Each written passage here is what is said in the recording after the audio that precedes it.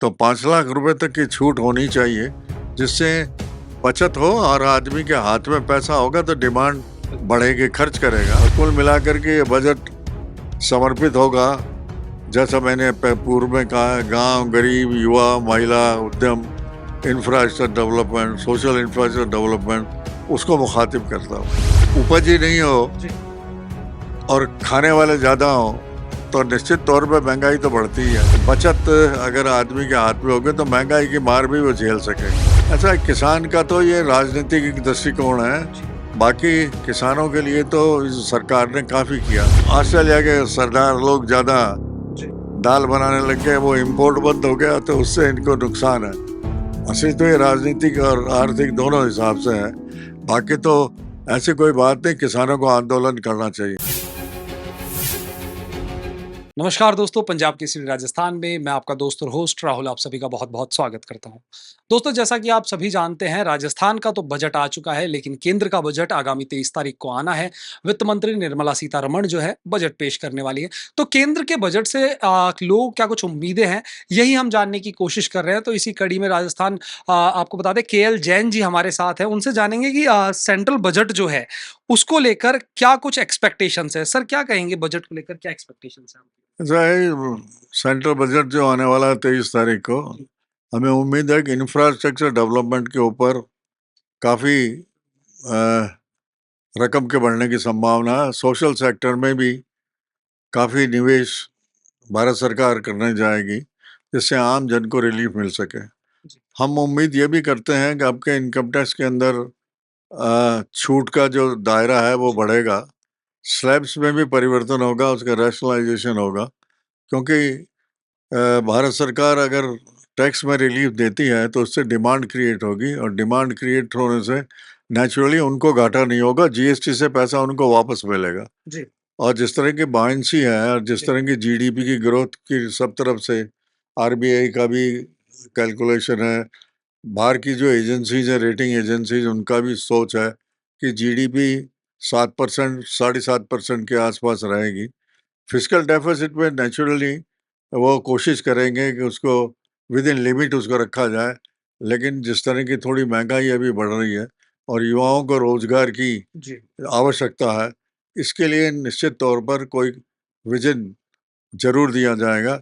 और वैसे तो उम्मीद करते हैं कि 2047 में भारत की क्या दृष्टि होगी, उस जैसा कल्पना भी राजस्थान के बजट में आपने देखा है, जी। उसी अनुरूप सोचते हैं हम। राजस्थान चैम्बर का मानना है कि ये बजट न केवल इस साल का होगा, 24-25 का होगा, बल्कि 5 साल का खाका कम से कम होगा कि भारत 5 साल में किस स्थिति पे पहुंचेगा। जी। उम्मीद करके चलते हैं कि लिबरल बजट आना चाहिए, मन लुभावन आना चाहिए। गांव, गरीब, महिला, युवा, उद्यम, जी। रोजगार, इस पर आधारित होगा। नेचुरली चूंकि चीन और पाकिस्तान की आतंकित गतिविधियां अभी भी हैं, जी। कुछ देश हमसे नाराज हैं और वो गलत काम करते हैं, इसलिए डिफेंस के ऊपर भी जो प्रोविजंस हैं वो बढ़ेंगे निश्चित तौर पर, और देश की सुरक्षा इम्पोर्टेंट है, इसलिए अगर बढ़ता है तो उसका स्वागत करेंगे। जी।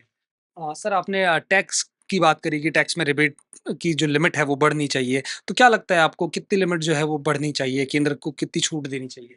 ऐसा है, जो प्रारंभ में छूट का प्रोविजन 5 लाख के आसपास रहना चाहिए। वो खुद ही कहते हैं 8 लाख के आसपास गरीबी की रेखा के मान के चलते हैं, तो 5 लाख रुपए तक की छूट होनी चाहिए, जिससे बचत हो और आदमी के हाथ में पैसा होगा तो डिमांड बढ़ेगी, खर्च करेगा, और खर्च करेगा तो सरकार को उसमें लाभ नुकसान नहीं होगा। अगर यहाँ छूट देते हैं तो जीएसटी से कलेक्शन उनको होगा, और जिस तरह के बांसी अभी 6,47 करोड़ रुपया इनको टैक्स से मिला है, सब कुछ मिला करके करीब 15 से 17% की ग्रोथ हुई है। तो ये भी मान के चलते हैं कि शायद टारगेट टैक्स कलेक्शन की बढ़ाएं। जीएसटी की एक करोड़ 90 लाख के आसपास इनका जीएसटी का कलेक्शन ऑन एवरेज रहा है। तो कुल मिलाकर के राजस्व इनके एस्टिमेट से ज़्यादा इनको इनकम टैक्स से और इनडायरेक्ट टैक्स से, डायरेक्ट टैक्स से प्राप्ति हुई है। तो उस हिसाब से, और दूसरा करीब 2 लाख करोड़ रुपए का dividend reserve bank of India Bharat सरकार को देगा, तो इससे पैसे की अफराद उनके पास अच्छी है, इसलिए औद्योगिक इंफ्रास्ट्रक्चर, अदरवाइज सड़क है, पानी है, इन पे खर्चा अधिक होगा। और सोशल सेक्टर पे जैसे चिकित्सा है, स्वास्थ्य है, शिक्षा है, इसके ऊपर भी, महिला विकास है, यूथ विकास है, इसके ऊपर भी प्रोविजंस बढ़ेंगे। और कुल मिलाकर के ये बजट समर्पित होगा, जैसा मैंने पूर्व में कहा है, गांव, गरीब, युवा, महिला, उद्यम, infrastructure development, social infrastructure development, उसको मुखातिब करता हुआ। सर आप हाथ में पैसा रहने की बात कर रहे हैं, आम आदमी के हाथों में पैसा रहना चाहिए। तो आम आदमी लेकिन महँगाई दर की अगर मैं बात करूँ तो महँगाई दर लगातार जिस हिसाब से बढ़ रही है, क्या उसको लेकर सरकार को कुछ सोचना चाहिए? निश्चित तौर पर सरकार, जैसे अभी आपने देखा होगा, प्याज बढ़ गए थे, आलू के दाम बढ़ गए, सरकार ने खुद खरीद करके बाजार में जी।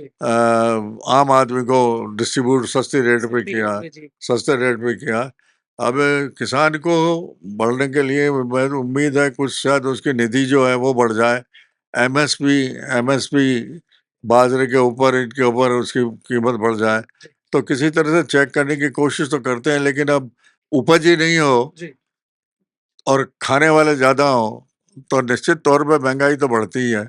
इस पे सरकार लगाम जितनी लगा सकती है, कोशिश कर रही है। और निश्चित तौर पे महँगाई ज़रूर है, इसीलिए मैंने कहा कि बचत अगर आदमी के हाथ में होगी, तो महँगाई की मार भी वो झेल सकेगा। जी। सर एक किसानों का जो ऋण है, उसको लेकर क्या स्टेटमेंट देंगे आप? क्या कहना चाहेंगे? ऐसा है, किसान का तो ये राजनीतिक दृष्टिकोण है, जी। बाकी किसानों के लिए तो इस सरकार ने काफ़ी किया है। फसल बीमा योजना है, स्टोरेज की, कोल्ड स्टोरेज की चेन बनाने की बात है, वेयर हाउसिंग की बात है। और अब तो कोशिश ये कर रहे हैं कि वेयर हाउसिंग और कोल्ड स्टोरेज को इंडस्ट्री का दर्जा भी मिल जाए। अब ये ज़्यादातर राजनीतिकरण है। पंजाब से ही उठता है असली सवाल। समस्या ये है कि दाल का इंपोर्ट बंद कर दिया। जो दाल इंडिया में बनाना, पंजाब में बनाना बंद कर दिया। ऑस्ट्रेलिया में ऑस्ट्रेलिया के सरदार लोग ज़्यादा जी। दाल बनाने लग गए, वो इंपोर्ट बंद हो गया, तो उससे इनको नुकसान है। असली तो ये राजनीतिक और आर्थिक दोनों हिसाब से है।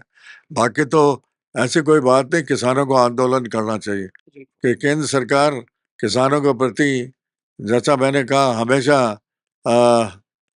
अन्नदाता मान करके उनकी सेवा करते रही है। अब क्यों वो कर रहे हैं, ये तो खुद ही कहते। मैं तो यहाँ तक कहता हूँ कि 200 बीघा का जोत जिसके पास है, और खास करके लोग बाग जो खेती से रकम दिखाते हैं, जी। मेरे ख्याल से अब उनको टैक्स करने की आवश्यकता, लेकिन पॉलिटिकल रीजन से नहीं कर पा रहे हैं। अब समय है कि जो कुलक लाभी जिसे हम कहते हैं, जी।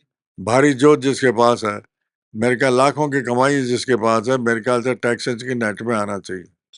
चलिए बहुत-बहुत शुक्रिया सर। तो ये थे हमारे साथ doctor KL Jain, Rajasthan chamber के प्रेज़िडेंट। इनसे हमने जानने की कोशिश करी कि सेंट्रल जो बजट जो आ रहा है, वित्त मंत्री निर्मला सीतारमण 23 तारीख को पेश करने वाली है, उसको लेकर क्या कुछ उम्मीदें हैं? बहुत-बहुत शुक्रिया सर आपका हमारे साथ जुड़ने के लिए।